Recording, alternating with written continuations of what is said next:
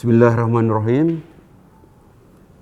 Para sahabat Basas TV yang dimuliakan Allah, yang berbahagia, dan semua yang hadir pada ketika ini, Assalamualaikum warahmatullahi wabarakatuh.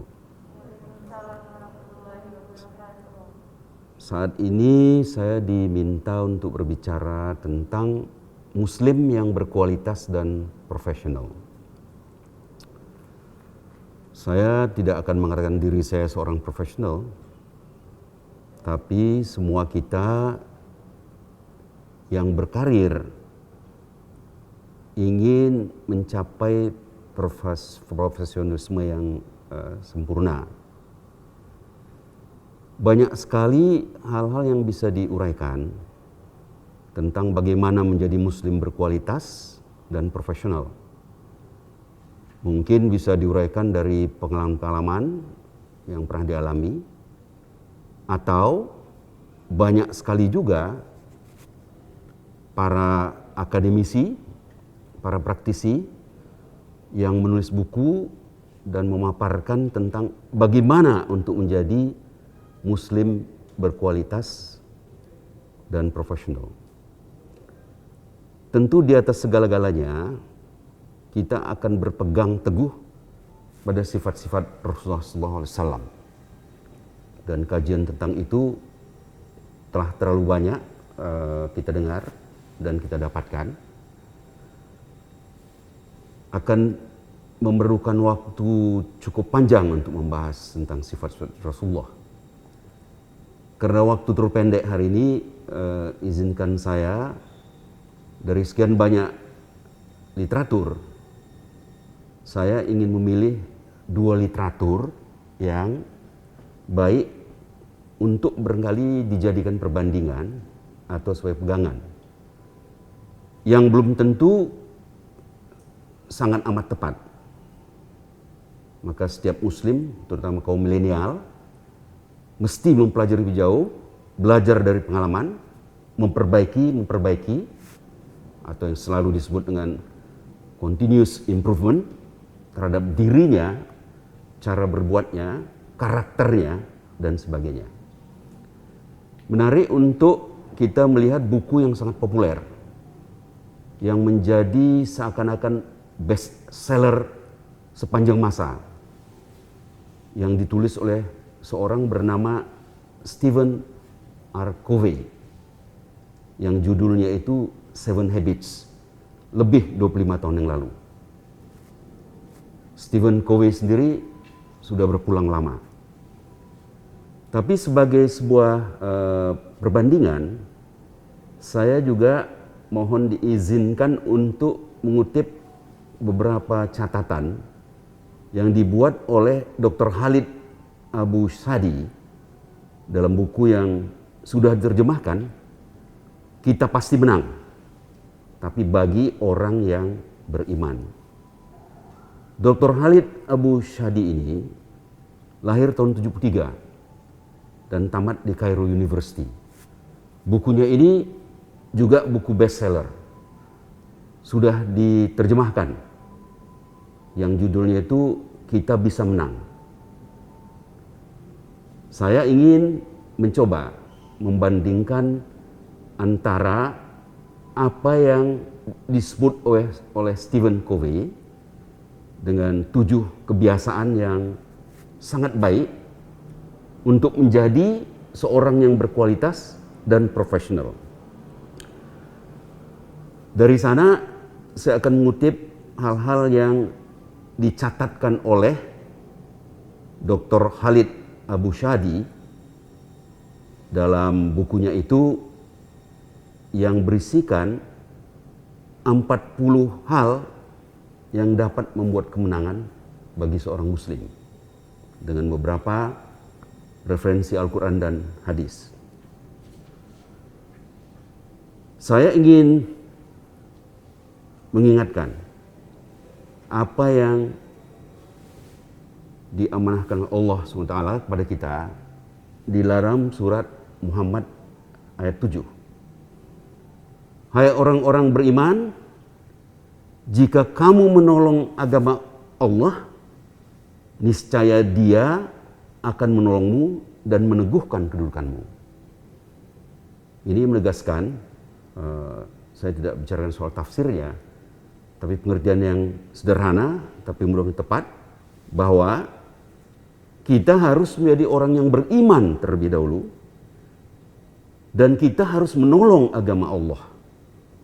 Kalau itu sudah dilakukan, niscaya Allah akan menolong dan meneguhkanmu untuk menjadi muslim yang berkualitas dan profesional. Saya juga ingin mengutipkan apa yang dikutip oleh Dr. Shadi tadi. Surat Al-Fajr ayat 14.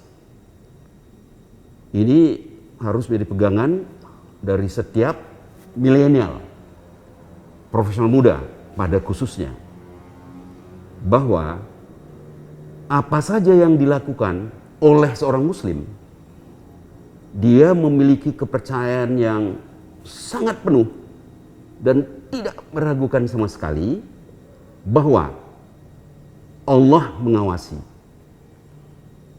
Apabila seseorang muslim berpegang teguh pada hal itu, dia tidak akan membuat sesuatu yang menyimpang dari apa saja yang sudah diwahyukan Allah dalam Al-Quranul Karim dan sunnah Rasulullah SAW. Ini sangat perlu untuk kita ketahui, karena di luar Allah mengawasi kita, ada hal lain yang perlu untuk kita catat betul.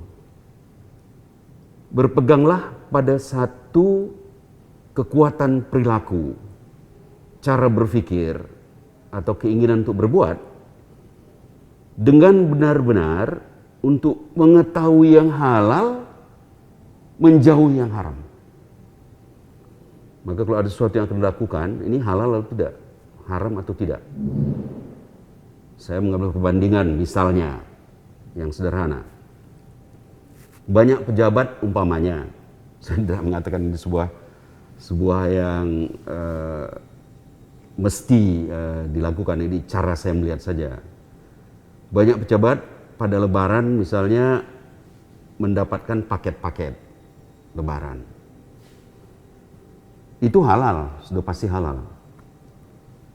Tapi dia akan jadi lebih halal lagi apabila paket Lebaran yang kadang-kadang setengah ruangan, terserah berapa lebar ruangan itu, berapa sempit, akan menjadi lebih halal apabila paket-paket itu diserahkan kepada yatim piatu, kepada para mustahik.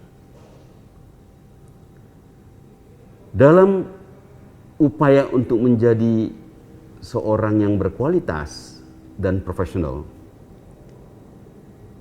Dr. Khalid mengingatkan firman Allah di surat Yusuf ayat 87. Untuk seseorang itu tidak berputus asa. Dalam semua hal tidak berputus asa. Dan melakukan itu, kalau kita mau mengambil tata cara kebiasaan Stephen Covey, maka tidak ada tempat untuk berputus asa. Dan surat Yusuf ayat 87 itu menegaskan sesungguhnya tiada berputus asa dari rahmat Allah melainkan kaum yang kafir. Maka jangan sekali-kali berputus asa. Bahkan ada beberapa orang yang belum menjadi orang yang berkualitas, belum menjadi profesional, berputus asa dan loncat dari lantai tertinggi department store Sarinah. Itu tidak dibenarkan oleh Allah SWT. Saya akan mulai, mudah-mudahan dalam beberapa menit ini bisa tercapai, 7 habits itu. Untuk mereka yang sudah sangat mengetahui, bagus sekali. Kita ulangi bersama dan coba kita lihat kebenaran atau baiknya uraian dari Stephen Covey ini. Covey mengatakan, nanti saya bandingkan dengan apa yang sudah Dr. Khalid. Covey mengatakan, habit sifat pertama yang harus dipunyai, be proactive. Never ever to be reactive. Uraian itu begini, kalau andai kata kita menghadapi sebuah situasi atau tantangan, jangan reaktif dan segera melakukan sesuatu yang sifatnya mendadak. Tetapi berhenti sebentar. Pelatihan dengan berhenti sebentar dan berpikir, terutama bagi Muslim, menyatakan Allah yang Maha Kuasa dan Allah yang menentukan segalanya. Maka sesudah itu baru bereaksi. Jadi tidak ada sesuatu keadaan yang dihadapi dan kemudian stimulus yang ada adalah berbentrokan dengan yang dihadapi itu, tapi berhenti sebentar dan berpikir dengan tenang dan berdoa. Sebab doa itu akan dikabulkan oleh Allah SWT. Nanti akan kita lihat catatan dari Dr. Khalid untuk itu. Yang kedua adalah habit, kebiasaan. Maaf saya memakai bahasa Inggris karena aslinya teks itu, dia bukan orang Arab, bukan orang Belanda. Dia nulis dalam bahasa Inggris. Begin with the end in mind. Tapi waktu begin with end in mind, maksudnya secara tekstual ya, kalau mau memulai sesuatu, jangan memulai sesuatu itu pada sesuatu yang ada sekarang. Start it, mulailah, but with the end in mind. Sesuatu yang jauh, lebih jauh daripada yang kita lakukan sekarang. Jadi mulai sesuatu dengan the end of mind, yaitu kita jelas mengetahui apa target kehidupan kita, apa yang akan kita capai, bagaimana kita nanti pada suatu hari untuk kemudian berada dalam posisi sebagai Muslim yang berkualitas dan profesional. Pada ketika seorang berumur 20 tahun, 30 tahun, kalau Allah memberikan rahmat, kenikmatan hidup dan umur, dia akan mencapai 80 tahun. 60 tahun kemudian, itu bukan waktu yang pendek. Jadi apapun yang mau dilakukan, begin with the end in mind, sesuatu yang jauh, yang akhir yang akan kita capai di dalam pikiran kita. Yang paling terakhir, yaumil akhir. Tentu kita ingin menjadi seorang yang beriman dan bertakwa, dan ingin insya Allah bisa berada di sisinya di surga Jannatun Naim.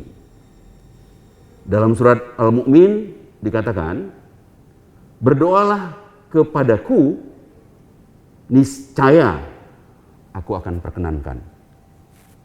Jadi kalau kita begin sesuatu, memulai sesuatu with the end in mind, akhir dari sesuatu dalam pikiran kita itu adalah untuk beramal, beribadah, dan diterima Allah SWT apa saja amal kita itu, untuk masuk ke surga Jannatun Naim, surganya dengan berdoa. Ya, jangan juga lupa setelah habit yang kedua, begin with the end in mind, adalah yang ketiga, ini penting sekali. Pandai sekali menentukan mana yang didahulukan dan mana yang dibelakangkan. Dalam bahasa Stephen Covey, put first thing first. Dahulukan yang didahulukan. Nah ini kan kebiasaan ya. Kebiasaan itu nanti pada akhirnya akan membentuk karakter. Jadi mulai kebiasaan itu, kalau kita sangat terbiasa dengan mendahulukan apa yang harus didahulukan, saya kira keadaan akan sangat persis. Tapi jangan juga lupa surat Yunus ayat 3 yang intinya mengatakan dia, Allah SWT, mengatur segala urusan. Jadi walaupun kita sudah mengerti betul mana yang harus didahulukan dan mana yang harus dibelakangkan, tapi kita harus mengerti betul apapun dia, aturan itu akan diturunkan Allah SWT. Sekarang apa habit keempat? Tadi habit pertama be proactive, yang kedua begin with end in mind, yang ketiga put first thing first, yang ketiga win-win. Sering kita dengar orang mengutip win-win. Ini semua kata-kata ini, proaktif, win-win, itu dimulai oleh Stephen Covey dan jadi bahasa dunia. Dan kita pun mengulang-ulangnya. Apa itu win-win solution? Itu pemecahan yang bukan menang sendiri. Allah itu tidak menginginkan untuk kita menang sendiri. Sebab sebagai hamba Allah, kita ini harus sebagai seseorang yang berguna bagi sesamanya. Jadi yang dimaksud juga dengan win-win ini adalah jangan ingin menang sendiri. Cobalah mempunyai kebiasaan yang begitu baik untuk dalam menyelesaikan sesuatu yang harus dipecahkan, upayakan sedapat-dapatnya dengan solusi menang-menang. Dia menang, kita menang. Pada akhirnya kita menang, tapi dia tidak merasa dikalahkan. Ini kebiasaan yang kalau diuji terus, dicoba terus, dipraktekkan terus, saya yakin bisa terjadi. Itu yang keempat ya. Yang kelima, ini juga sesuatu yang perlu sangat diperhatikan. Bagi saya sendiri dan bagi sahabat-sahabat Basas TV. Habit keempat yang disebutkan olehnya adalah seek to understand, then to be understood. Mengerti dulu, baru dimengerti. Tidak jarang kalau kita berbicara seorang, kita temukan seorang yang kemudian tidak mencoba dan menganut ajaran Rasulullah dan mengambil referensi dari Covey ini. Dia bukan seek to understand dan to be understood. You have to understand me.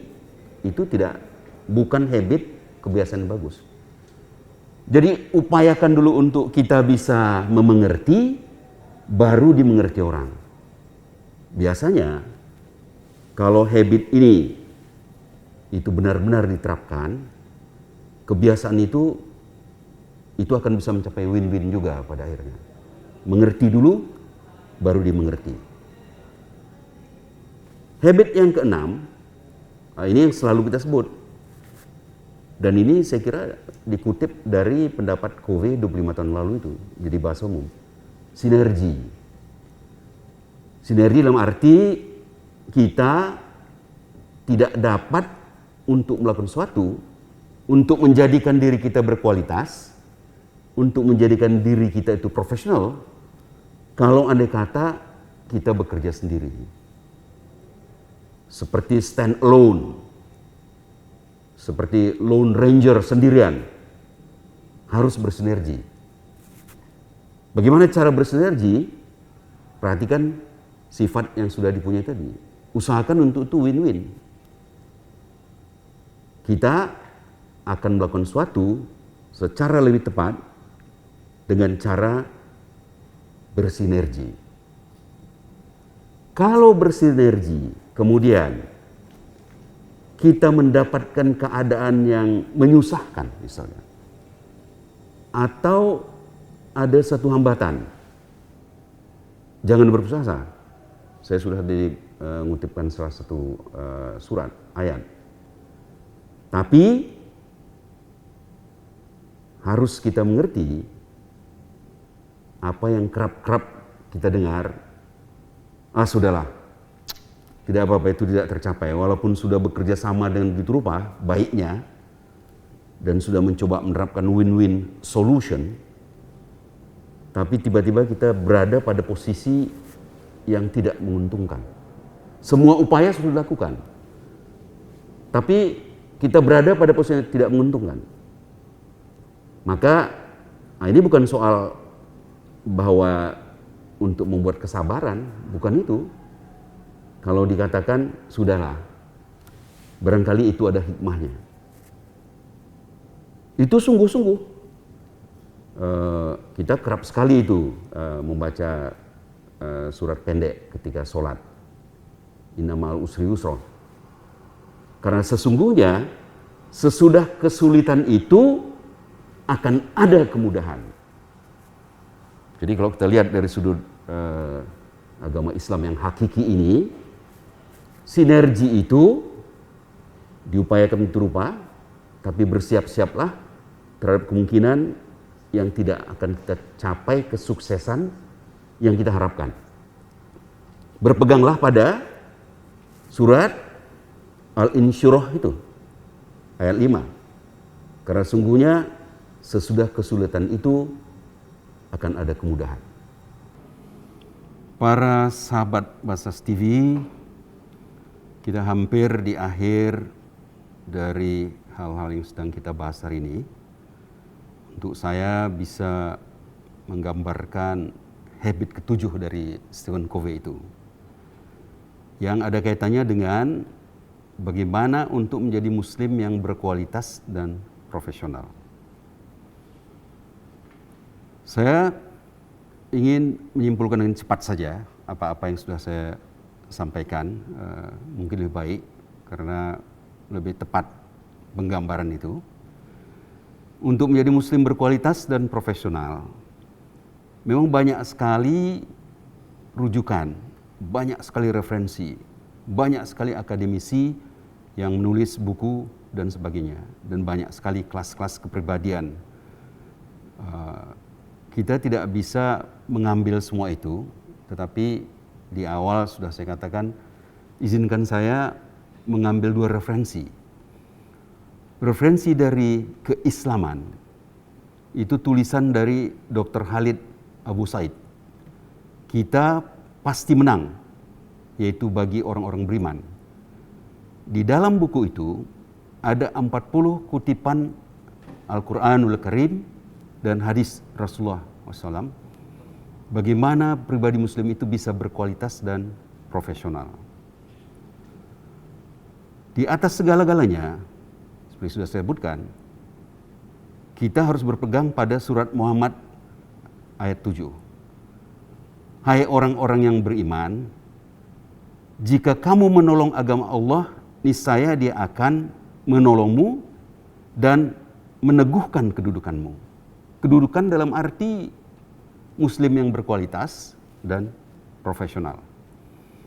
Dan juga kalau kita ingin buat perbandingan, saya sudah mulai menyebut bahwa ada satu buku yang sudah berumur seperempat abad, yang penulisnya sudah lama berpulang, Stephen R. Covey.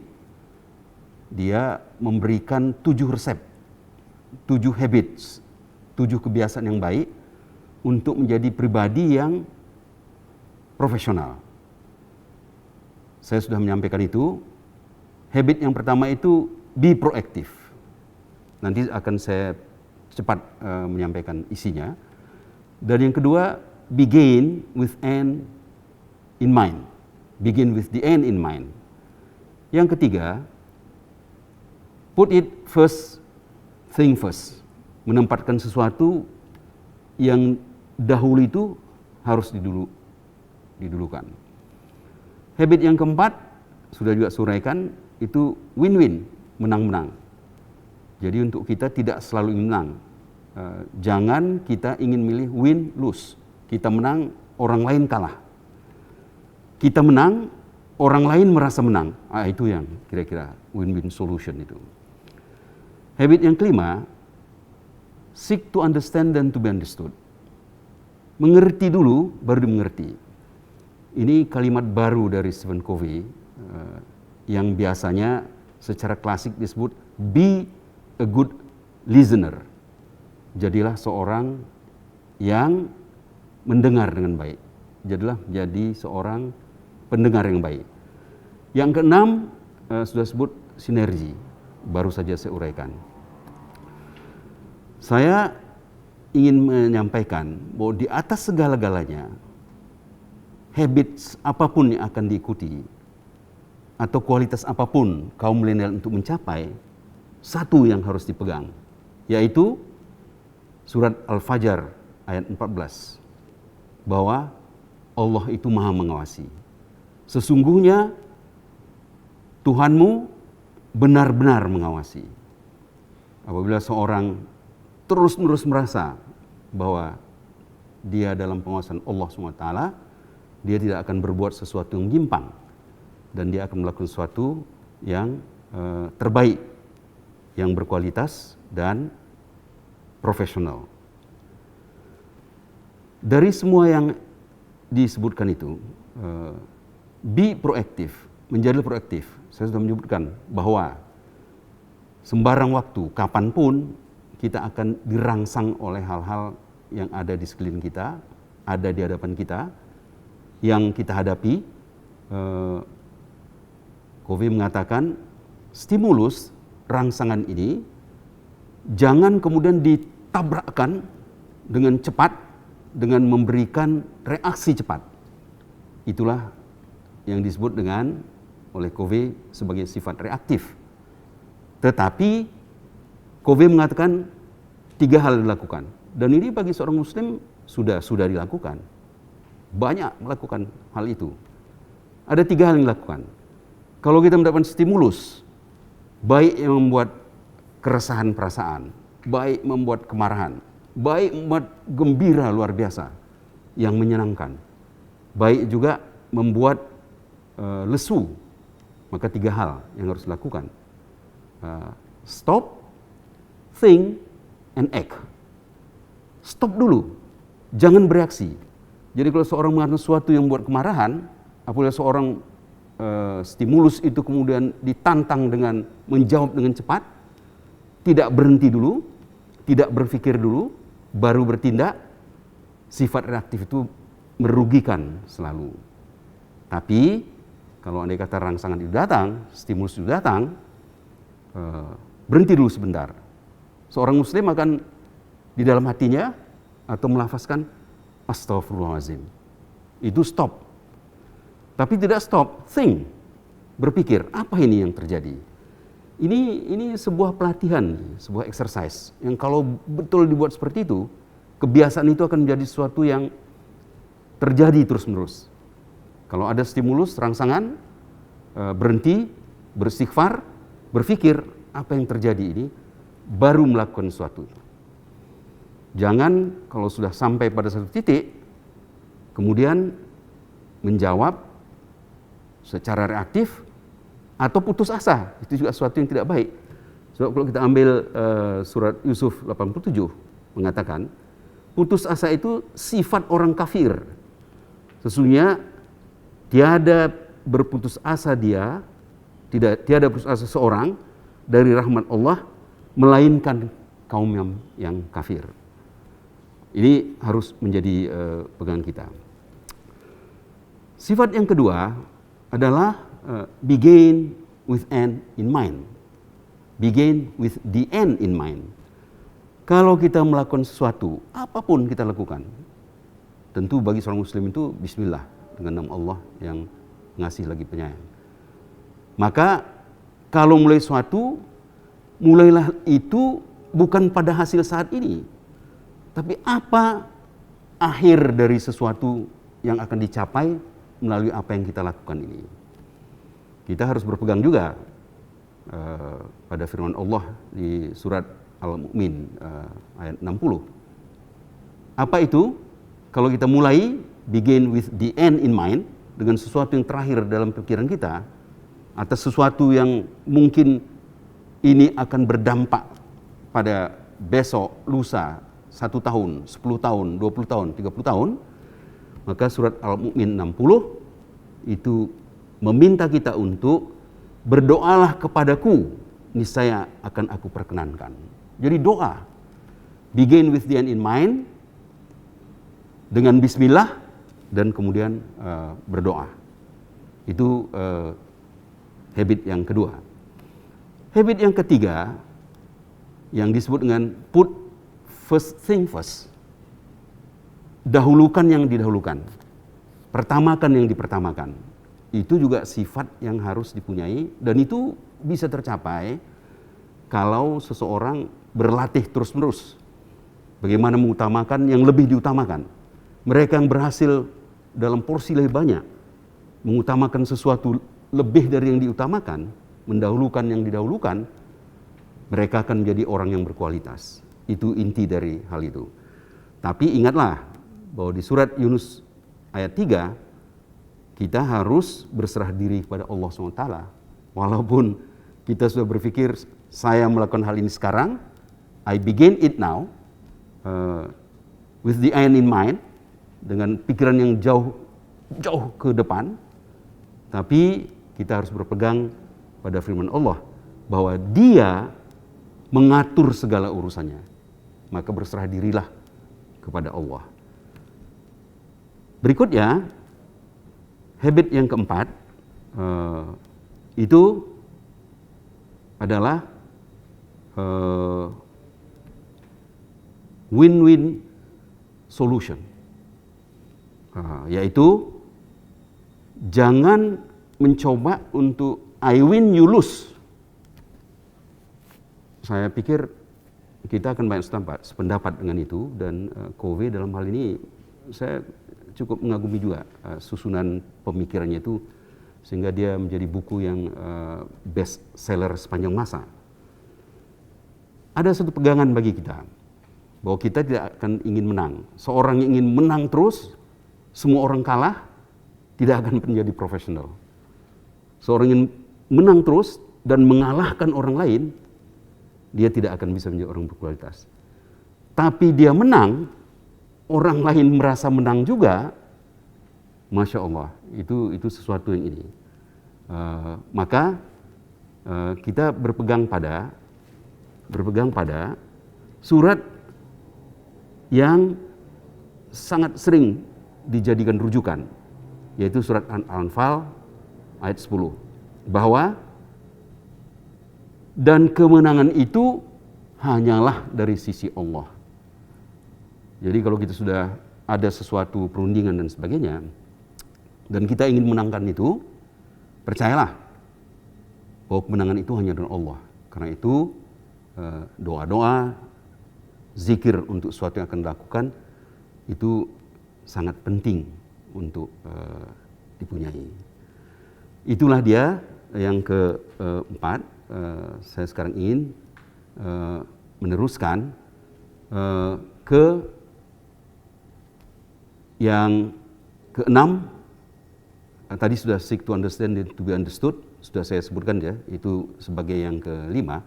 Yang keenam adalah sinergi.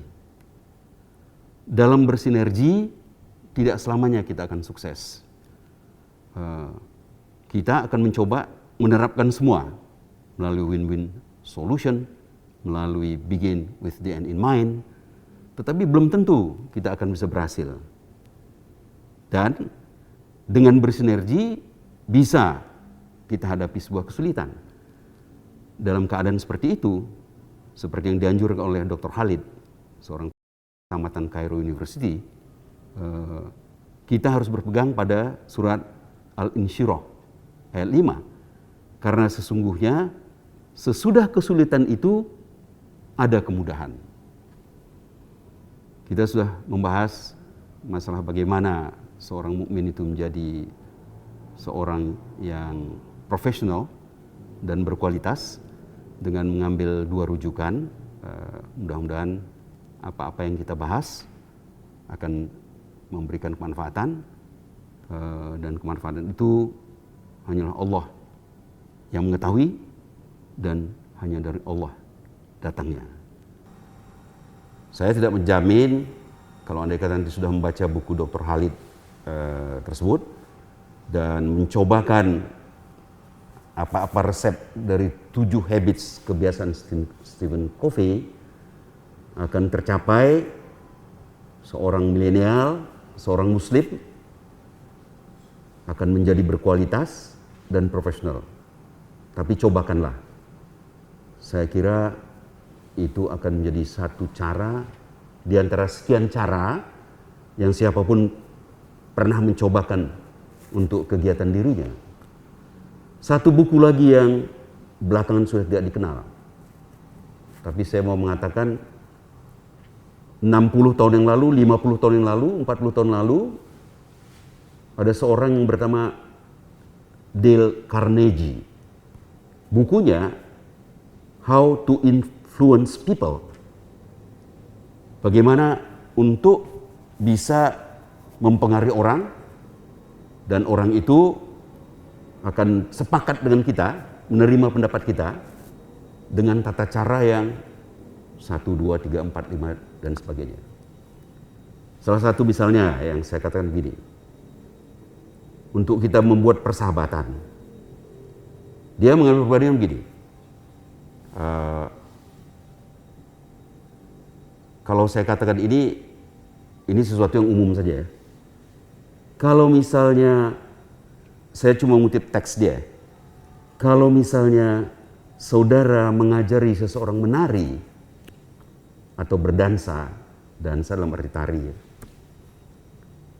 maka kalau andai kata salah langkah yang dilakukannya dari langkah yang saudara ajarkan, jangan injak kakinya, tapi katakanlah cara itu sudah baik, tetapi akan lebih baik kalau kaki saudara digeser sedikit ke kiri atau ke kanan. Itu salah satu dari sekian banyak cara yang bisa dicobakan untuk habit kita, yang disebut oleh Dale Carnegie sebagai satu bagian yang penting dari tata cara kita dalam membina kebiasaan untuk menjadi seorang yang berkualitas dan profesional. Saya merasa karena waktu yang terbatas, mungkin saya cukupkan sekian dulu. Kalau ada di antara sahabat-sahabat Basnas TV yang ingin kita mendiskusikannya untuk berhujah, saya siap saja untuk itu. Terima kasih. Wassalamualaikum warahmatullahi wabarakatuh. Sebelum memulai suatu berdoa, dan doa saya mudah-mudahan pertanyaan ini tidak sukar. Kalau sukar akan saya serahkan kepada pengurus Basnas TV dalam menjawabnya. Assalamualaikum. Tulisannya ada Ustadz, saya tidak baca karena saya belum Ustadz. Saat ini saya memiliki kemampuan coding yang di atas rata-rata menurut rekan saya. Sekarang saya sedang bekerja di perusahaan multinasional. Saya sedang bingung, Ustadz. Di satu sisi saya ingin menunjukkan bahwa saya seorang muslim yang berkualitas kepada rekan-rekan dan atasan saya karena mereka non-Islam. Tetapi pada sisi lain juga saya ingin bekerja untuk membantu terkait keagamaan seperti bekerja di Basnas atau yang lainnya yang membantu syiar Islam. Apakah keputusan yang seharusnya saya ambil? Mohon pandangan dan sarannya Ustadz, untuk tidak disebutnya Ustazah, mengenai hal itu. Saya di beberapa kesempatan sesudah mengalami, pernah berada di satu tempat, di tempat lain, di tempat lain, di tempat lain. Dan pada periode yang cukup panjang, saya berada di lembaga perbankan. Pada periode 15 tahun, saya berada di betul-betul bank syariah. Jadi tadi pertanyaan ini dari salah satu amil kelihatannya. Saya ingin mempertegas, kecuali kalau mau mencoba 7 Habits Covey dan apa yang disebut Dale Carnegie tadi, dari banyak bukunya. Carilah buku itu. Dalam terjemahannya dulu, terjemahan itu dibuat oleh Balai Pustaka. Bayangkan Balai Pustaka ya. Artinya buku itu memang buku yang betul pada kita itu laris, bestseller. Saya pada ketika itu merasa bahwa tempat berprofesi untuk menambah kualitas diri yang terbaik itu di bank syariah. Sebab itu adalah sebuah lembaga yang betul-betul profesional dan syar'i, mengikuti syariah. Pada ketika itu, saya kebetulan pada posisi yang bisa menyampaikan sesuatu yang sifatnya tidak pendiktean. Saya tidak mendikte, tapi kalau mau bisa memahami yang saya sebut, silakan. Saya katakan begini, di bank syariah kita bisa menyuarakan kepada diri sendiri dan mungkin pada orang lain. This is the best place ever, and this is the best time ever untuk saya berada di situ.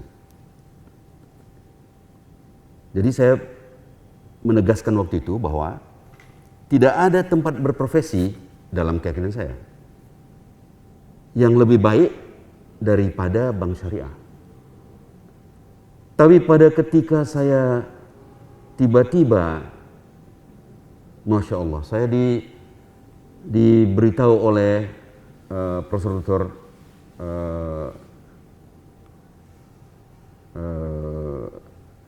Abdul Jalil, saya rasa namanya betul ya, itu Dirjen Bimas Islam, untuk saya ikut pansel dan masuk ke Basnas. Dan saya masuk ke Basnas. Ketika saya di Basnas, saya jadi merasa dan pernah mengatakan di 1, 2, 3 kesempatan kalimat-kalimat, there is no place like now, there is no time like now. Tidak ada tempat berprofesi dan untuk membuat diri berkualitas lebih baik daripada Basnas. Kalau kita di berbank syariah, masih ada beberapa hal-hal yang bisa sifatnya subhat. Walaupun itu bank syariah, kadang-kadang penghindaran dari pengenaan bunga dan sebagainya, banyak orang merasa tidak begitu tepat. Tapi di Basnas, insya Allah tidak ada yang tidak syar'i. Saya tidak tahu apakah jawaban itu tepat, tapi inti yang ingin saya katakan, karena sudah di Basnas, jangan keluar dari Basnas.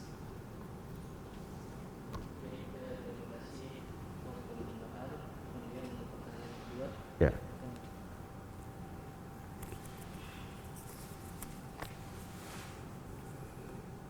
Pertanyaan kedua, izin bertanya, saat ini banyak saya mendengarkan di YouTube maupun seminar tentang mindset sukses, growth mindset, dan lain-lain. Menurut Ustadz, bagaimana mindset yang bagus bagi umat Islam? Ya, banyak sekali rujukan yang bisa diambil. Banyak orang yang akan bisa memaparkan praktek-praktek terbaik yang dilakukannya dan terpilih.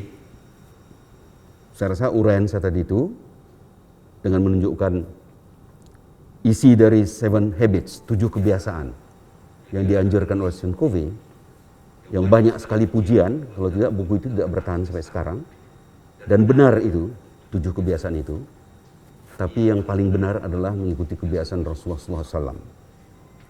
Saya tadi mengambilkan juga beberapa kutipan dari ayat-ayat dari Dr. Khalid, tamatan Cairo University itu, dan dalam hubungan ini saya juga ingin menganjurkan, carilah tempat yang kita rasa sangat baik untuk kita, untuk menjadi seorang muslim yang kualitas dan profesional.